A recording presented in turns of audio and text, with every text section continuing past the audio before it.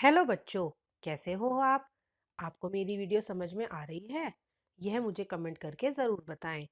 मेरे चैनल भाषा ज्ञान को सब्सक्राइब, लाइक और शेयर करना ना भूलें ताकि आपको और वीडियो मिलती रहें।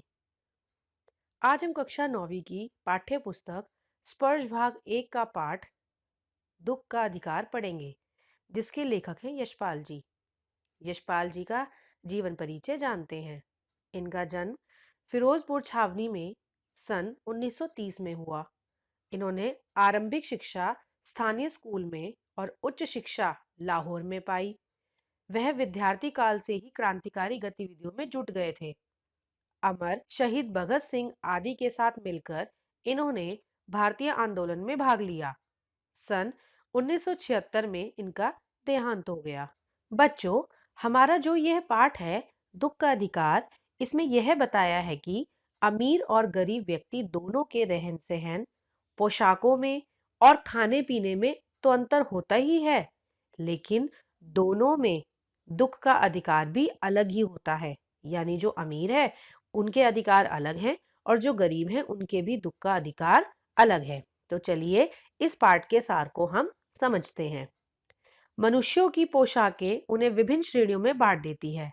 प्राय पोशाक ही समाज में मनुष्य का अधिकार और दर्जा निश्चित करती है। वह हमारे लिए अनेक बंद दरवाजे खोल देती है, परंतु कभी ऐसी भी परिस्थिति आ जाती है कि हम जरा नीचे झुककर समाज के निचले श्रेणियों की अनुभूति को समझना चाहते हैं। उस समय यह पोशाकें बंधन और अड़चन बन जाती हैं। जैसे वायु की लहरें कटी हुई पतंगों को सहसा भूमि पर नीचे गिर जाने देती है, उसी तरह खास परिस्थितियों में हमारी पोशाक हमें झुकने से रोकती है। इसमें लेखक कहता है कि जिस प्रकार से हम अपनी पोशाक के अनुसार ही श्रेणियों में बटे हुए होते हैं, कई बार ऐसा होता है कि हम अच्छे कपड़े पहने होते हैं, जिस वजह से किसी गरीब की मदद नहीं कर पाते, क्योंकि हमारी पोशाक हमें ऐसा नहीं करने देती। बाजार में फुटपाथ पर कुछ खरबूजे डलिया में और कुछ जमीन पर रखकर बिक्री के लिए बैठी एक अधेड़ उम्र की औरत, जो कपड़ों से मुंह छुपाए और सिर को घुटनों पर रखे फफक फफक कर रो रही थी।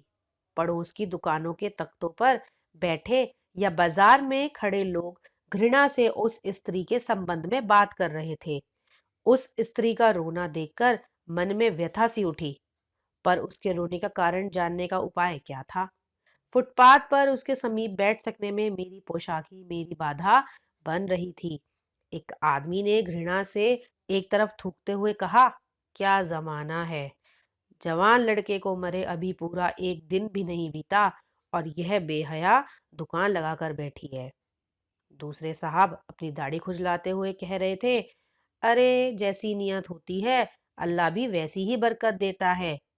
सामने फुटपाथ पर खड़े एक आदमी ने दिया सलाई यानी माचिस की तीली से कान खुजाते हुए कह रहे थे, अरे इन लोगों का क्या, ये कमीने लोग रोटी के टुकड़े पर जान देते हैं। इनके लिए बेटा बेटी खसम लुगाई धर्म ईमान सब रोटी का टुकड़ा है। परचून की दुकान पर बैठे लाला जी ने भी कहा, अरे भाई, उनके लिए मरे जिए का कोई मतलब ना हो, पर दूसरों के धर्म ईमान का तो ख्याल रखना चाहिए। जवान बेटे को मरने पर 13 दिन तक का सूतक होता है। सूतक जो मरने के समय पर लगता है, जिसमें कोई काम नहीं करते, घर पर ही रहते हैं। मतलब ये 13 दिन का समय होता है और यह शुद्ध माना जाता है। और वह यहाँ सड़क पर बाजार में आकर खरबूजे बेचने बैठ गई है। हजार आदमी आते जाते हैं, कोई क्या जानता है कि इसके घर में सूतक है। कोई इससे खरबूजे ले ले तो उसका ही धर्म ईमान कैसे रहेगा, क्या अंधेर है। पास पड़ोस की दुकानों से पूछने पर पता लगा कि उसका 23 साल का जवान लड़का था। घर में उसकी बहू और पोता पोती हैं। लड़का शहर के पास 1.5 बीघा भर जमीन में कसियारी यानी खेती बाड़ी करके परिवार का निर्वाह करता था। खरबूजे की डलिया बाजार में पहुंचाकर कभी स्वयं सौदे पर बैठ जाता, कभी माँ बैठ जाती थी। लड़का परसों सुबह मुंह अंधेरे बेलों में से पके खरबूजे चुन रहा था। गीली मेड़ की तरावट में विश्राम करते हुए एक सांप पर लड़के का पैर पड़ गया और सांप ने लड़के को डस लिया। लड़के की बुढ़िया माँ बावली होकर कभी ओझा को बुला लाई, कभी झाड़ फूकना हुआ, नागदेव की पूजा भी हुई। पूजा के लिए दान दक्षिणा चाहिए थी।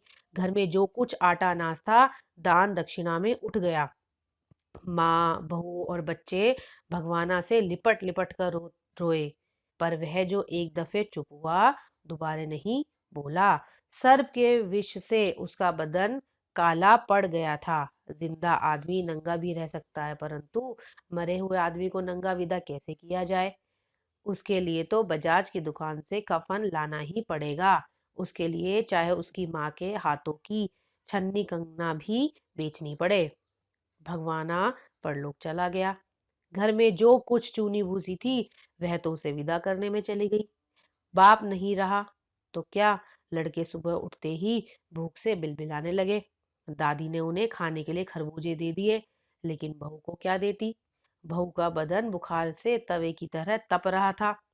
अब बेटे के बिना बुढ़िया को चवन्नी धवन्नी भी कौन उधार देता? बुढ़िया रोते रोते और आंखों को पोंछते पोंछते भगवाना के बटोरे हुए खरबूजे डलिया में समेटकर बाजार की ओर चली।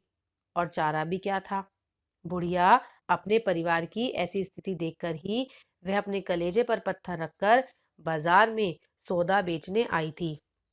उस पुत्र वियोगिनी के दुख का अंदाजा लगाने के लिए पिछले साल अपने पड़ोस में पुत्र की मृत्यु से दुखी माता की बात सोचने लगा।